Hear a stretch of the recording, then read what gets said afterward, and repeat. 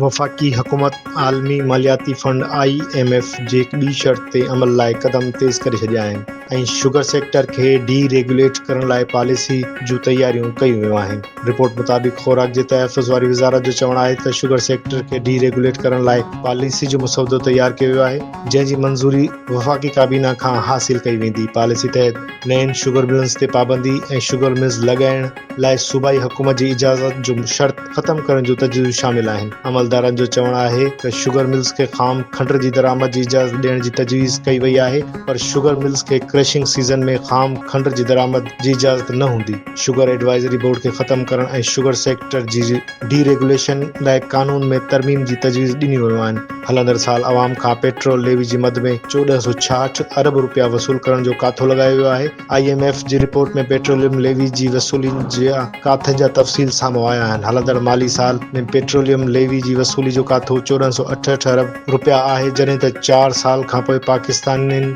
खां petroleum levy जी मद में सालियानी वसूलियूं 2212 अरब रुपयनि ताईं पहुचण जो अंदाज़ो लॻायो वियो आहे। शहरियुनि ते अॻी पेट्रोलियम लेवी सबबि वॾो भार आहे। ईंदड़ माली साल लाइ पेट्रोलियम लेवी वसूली लाइ 1638 अरब रुपया ऐं माली साल 2027-28 में पेट्रोलियम लेवी वसूलियुनि जो काथो 1787 अरब लॻायो वियो आहे।